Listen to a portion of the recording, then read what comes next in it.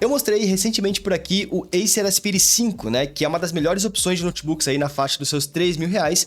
Pelo menos era. Porque talvez tenhamos encontrado aqui uma opção ainda melhor, pelo menos para um grupo de pessoas, né? Que é o Dell Inspiron 5510, mais especificamente a versão com o i5 11320H. Esse cara também fica nos seus R$3.000 e te entrega várias coisas adicionais se comparado com o Aspire, mas também perde alguns pontos. Então, calma, o Aspire ainda é uma boa opção. Só que, se você está procurando um notebook com uma excelente qualidade de construção, esse Inspiron 5510 pode te agradar mais, até porque aqui a construção é quase toda de metal. Tanto a tampa como o palm rest são de metal, com acabamento mais refinado e bem bonito, inclusive. Somente a parte de baixo, que é de plástico, o que pra mim é até melhor que seja plástico, porque aí não esquenta tanto as suas coxas, né? Até porque metal acaba conduzindo mais calor também. E estamos falando aqui de um notebook que abre com uma mão só, diferente do Aspire, então aqui a dobradiça do Inspiron foi aprovada.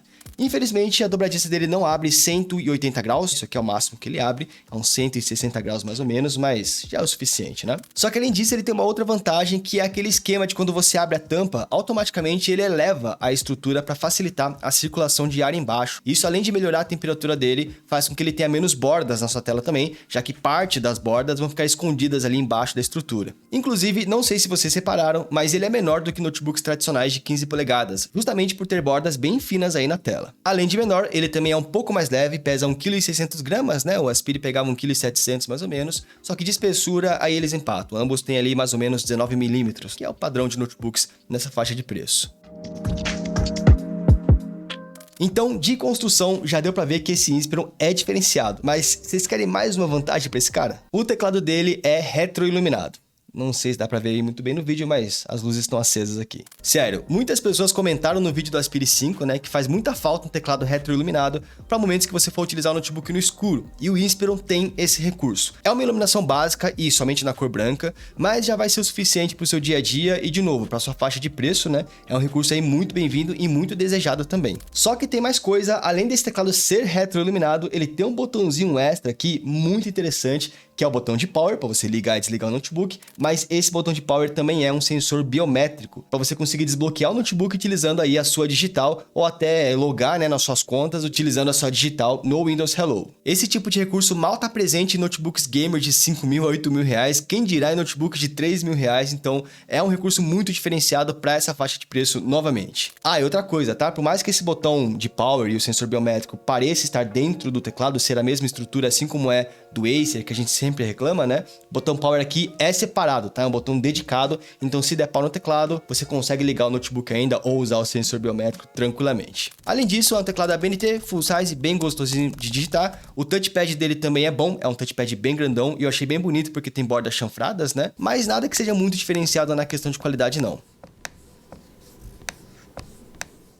E a tela desse notebook aqui é IPS, assim como no Aspire 5, tá? Difícil hoje em dia, 2023, recomendar notebooks que tenham telas TN, né? Então aqui nós temos notebook acessível, seus R$3.000, já com uma tela IPS para você ter um pouquinho mais de qualidade, mas também não espere altas qualidades de cores para quem é fotógrafo, para quem precisa trabalhar com tratamento de cor, esse tipo de coisa, né? É uma tela muito melhor do que uma tela TN, que a gente vê em vários notebooks sendo vendidos ainda hoje, 2023, mas ainda não é uma tela referência para quem precisa de algo mais profissional.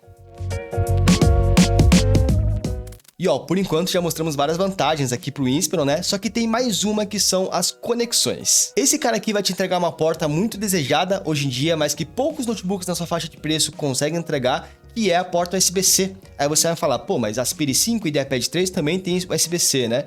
Sim, mas a USB-C desse Inspiron é uma USB-C compatível com saída de vídeo, ou seja, é uma USB-C que você pode plugar monitores externos, você pode plugar docks, né, para você conectar até 3 monitores externos na mesma dock, e isso é muito bom para quem quer montar um setupzinho com esse Note, setup de produtividade, esse tipo de coisa, né? Dificilmente você vê uma USB-C nessa faixa de preço, né, com saída de vídeo, e essa, além de ser compatível com DisplayPort, né, que seria a saída de vídeo, também é compatível com Power Delivery. Isso significa que você consegue carregar esse notebook utilizando a USB-C dele. Ele não veio com esse tipo de carregador, tá? Ele veio com carregador de tomada normal, mas se você quiser comprar por fora, ele suporta carregamento via USB-C, só que você precisa comprar um carregador de 65 watts, né? Que seria a mesma potência da fonte original dele. De resto de conexões, ele tá normal, tá? São duas USBs 3.2 comuns, uma HDMI 1.4, inclusive HDMI um pouco antiga, né? Hoje em dia o pessoal já usa HDMI 2.1, jack P2 para fone de ouvido slot para cartão SD, o que é muito bom para fotógrafos, parece um notebook muito bom para essa profissão. E tem a entrada da fonte de energia. A Dell podia ter aproveitado o USB-C para mandar um carregador USB-C, mas não, ela tem a fonte separada mesmo. E um ponto legal desses notebooks de produtividade, né, que não são tão gamers, é a duração de bateria, porque esses caras duram muito tempo fora da tomada e aqui não foi diferente. O Inspiron 5510 pegou 7 horas e 18 minutos no nosso teste de vídeo playback, tá? Que é com o notebook rodando um vídeo com brilho na metade e o modo de economia de energia. E apesar de ser muito tempo, não impressiona, porque o Aspire 5 aqui foi até um pouco melhor. O Aspire consegue chegar ali nas suas 8 horas de duração. A webcam dele é bem básica, eu acho que até pior do que o Aspire, tá? É uma webcam HD de 30 frames por segundo, com qualidade bem mediana, eu tô sendo bem iluminado, mesmo assim a qualidade de imagem não é tão boa e vocês estão me ouvindo por ela também. A outra coisa, a webcam tem uma tampinha aqui em cima, que eu consigo, né, tampar, é uma tampa de privacidade, coisa que o Aspire também não tem. E os alto-falantes aqui do Inspiron também são básicos, tá? Não espere nada de muito especial. Eu achei só que eles são bem altos, chega até a distorcer um pouco em volume máximo, mas falando de qualidade, ele não chega a surpreender não. E até esse momento do vídeo dá pra falar que o Inspiron deu um pau no Aspire, né? Em basicamente todos os pontos, ou ele empata com o Aspire ou é muito melhor. Só que isso até a gente falar de performance. Porque o problema aqui do Inspiron é o conjunto de hardware dele, né, que é mais simples. Ele conta com o i5 11320H, que sinceramente não agradou tanto em performance ali no nosso teste do Cinebench. Ele ficou bem abaixo aí se comparado com outros modelos voltados para produtividade, como o próprio Aspire 5 ou o IdeaPad 3. Porque o i5 desse Inspiron é um processador 4 núcleos, 8 threads. Já do Aspire 5, que era o Ryzen 7 5700U, lá já era 8 núcleos, 16 threads, então tem muito mais performance. Se você procura algum notebook com mais força bruta, né? O Aspire 5 ele vai realmente dar um pau no Inspiron aqui, o processador dele é um pouquinho mais fraco. Mas sendo bem sincero, esse Inspiron também consegue rodar aplicações aí como por exemplo edição de vídeo, a gente testou Photoshop, né? Claro, ele trava mais do que o Aspire, então de vez em quando ele vai dar uma lentidão aqui, uma congelada, mas não é impossível de rodar não. Para um uso mais iniciante, para quem está estudando, por exemplo, pode ser uma opção aí para você começar nessa área. Agora, se você não vai utilizar softwares pesados, você não vai editar vídeo, não vai trabalhar com arquitetura, engenharia, nada que precise de um processador muito forte, cara, esse i5 11320H é completamente suficiente para o seu dia a dia, para quem vai estudar, para quem vai utilizar para entretenimento, por exemplo, né? Um notebook de apoio, você não precisa de um processador muito forte como o do Aspire. Esse cara já tem força o suficiente, ele também não é um processador fraco que vai te deixar na mão em uso cotidiano, também não é assim. Ah, e um detalhe legal é que mesmo utilizando esse notebook em tarefas pesadas, tipo uma renderização lá no Cinebench, uma renderização 3D, né? Ele não faz muito barulho, ele é bem silencioso para ser bem sincero. Ele pega 41 decibéis na medição, mas assim, sendo bem sincero, eu acho que esses 41 decibéis é mais barulho do ambiente do que do próprio notebook. Você mal consegue ouvir as ventoinhas dele trabalhando, mesmo em trabalho pesado.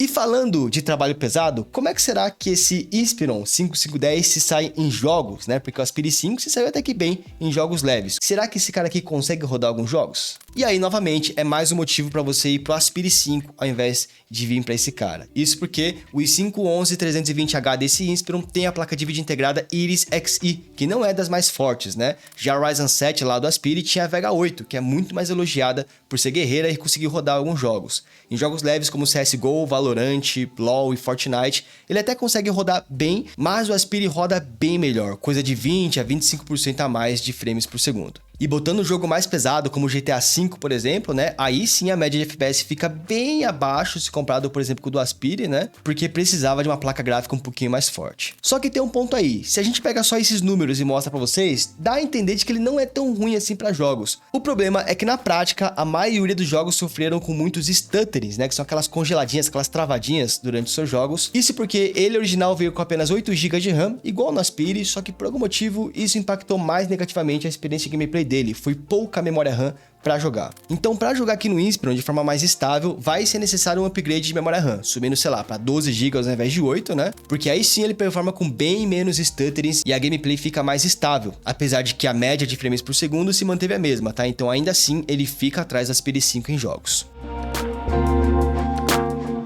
Falando em memória RAM, uma vantagem agora para o Inspiron é o fato de que ele tem 2 slots para memória RAM, ou seja, você consegue trocar os 2 pentes dele, né? Em outros modelos, como a Aspire 5 e iPad 3, você tem apenas um slot trocável, o outro costuma ser soldado na placa-mãe. Isso faz com que você consiga atingir só 20 GB no total neles, né? Aqui você consegue chegar até 32 GB no total, utilizando 2 pentes de 16, se você quiser. Ele usa memórias DDR4 de 3200 MHz e eu recomendo fortemente que você tente se manter pelo menos com 12 ou 16 GB, tá? Principalmente se você for jogar. Se for só para estudos, 8 GB já dá, e se for utilizar esse notebook para trabalhar pesado, também recomendo tentar chegar nos seus 16 GB.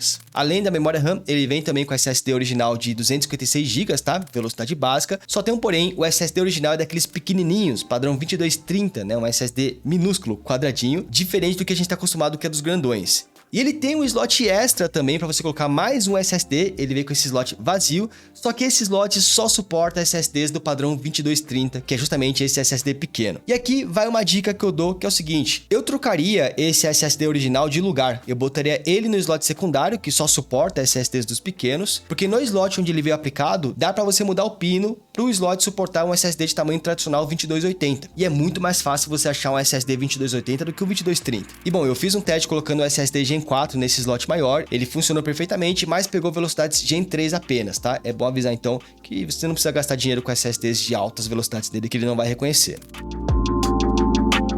E por último, eu acho bom avisar que esse notebook ele vem com Linux nessa versão mais barata, tá? E não com Windows. E aí você vai me falar, pô, mas eu não gosto de Linux, queria utilizar o Windows nele. Pessoal, eu recomendo que vocês comprem ele na versão mais barata, que é com Linux mesmo, e aí você formata, depois de chegar na sua casa, né? Você formata e bota o Windows. Existem vários vídeos na internet, inclusive no meu canal, ensinando a fazer isso. Não é muito difícil, e você pode utilizar o Windows até sem ativar ele, se você quiser. A diferença é que vai ficar com aquela marca d'água, né? Escrito Windows não ativado, que tem nas faculdades aí, por exemplo. Mas você não tem nenhum tipo de limitação, perda de performance por não ter ativado o Windows. Claro que se você quiser, e é até recomendado, você pode comprar a licença do Windows separadamente por fora, se você achar necessário. Mas assim, dá para utilizar ele sem ativar também, que é totalmente permitido, não é pirataria.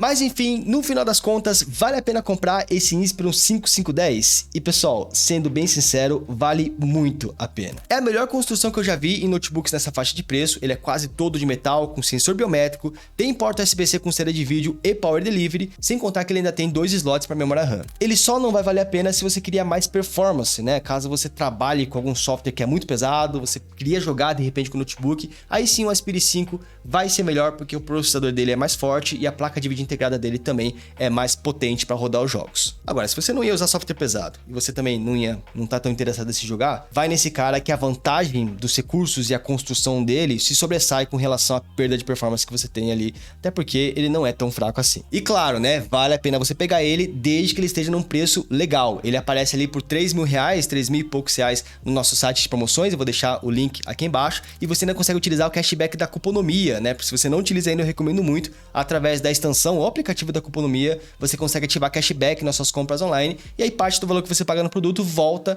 para sua carteira e você pode sacar. Então é uma forma de você economizar caso você vá comprar algum notebook, seja esse Inspiron ou qualquer outro note, até periféricos, né? Qualquer compra online eu recomendo bastante que vocês utilizem os serviços aí da Cuponomia. Se cadastra pelo meu link que você já começa com R$5 na sua carteira, fechou? Outra coisa, se for comprar ele, confere o nosso site já mapeia qual que é o menor preço possível nesse notebook, onde comprar ele mais barato. Então se você não conhece ainda, benchpromos.com, o nosso site de promoções aí de notebooks e também periféricos para o seu setup, fechou? Mas e aí, o que vocês acharam desse Dell Inspiron 5510? Comenta aí. Se vocês curtiram o vídeo, não se esquece de deixar o seu gostei e vejo vocês no próximo então. Até mais, valeu!